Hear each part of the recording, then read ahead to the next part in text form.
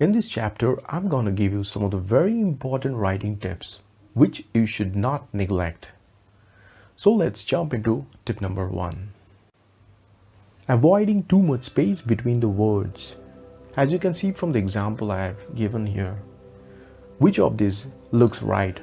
Obviously the second one. Because the first one and the third one, what's the difference? First one is having too much space between the words. See the space between good, morning and everyone. Every word is separated by a lot of space. And the third one exactly the opposite.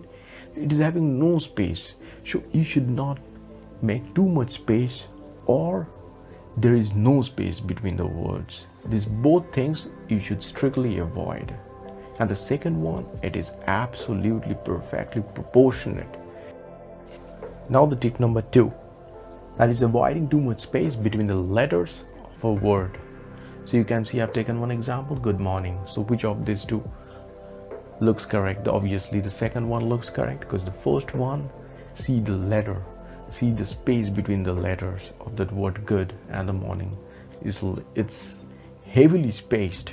I mean, you should not make space for the letters so much. So that's not legible writing. The second one looks perfect. Tip number 3, the size of letters should not vary in your writing. That means letters should be consistent throughout your writing. That means the size of all the letters should be consistent. As you can see in this example, the first one looks incorrect because most of the letters are aligned except the 3 letters, the G of good, G of morning and Y of everyone. You can see all the G are not going in a perfect proportionate way.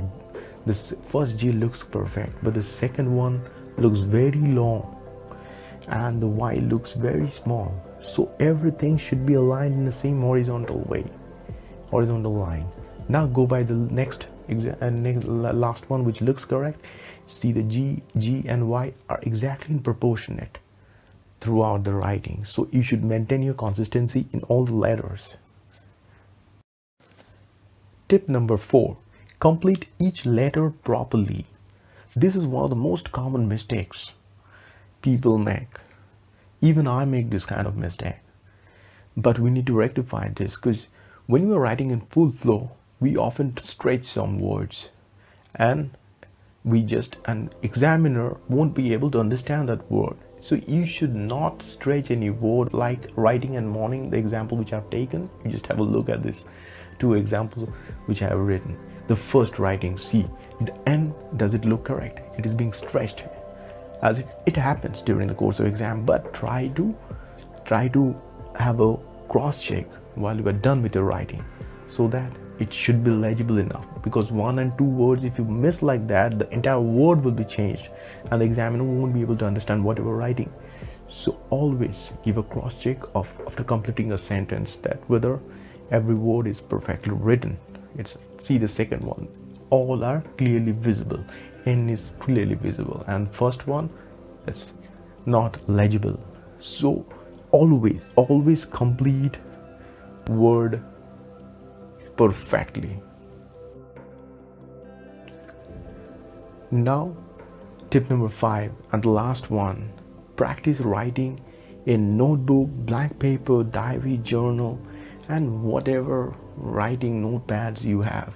Because if you're writing in different variety of papers, you will be able to understand your writing flow. You can compare your writing on one notebook to the other one to maintain consistency, to maintain your writing flow, and you can able to judge, yes, you can write. The more you write in different kinds of paper, journal, diary, you will get your writing flow fast, and try to maintain the integrity and the consistency throughout your writing. You can see the comparison which I have written in 2 kinds of paper. One is a complete blank set of paper and the other one is a notepad in an underlined way.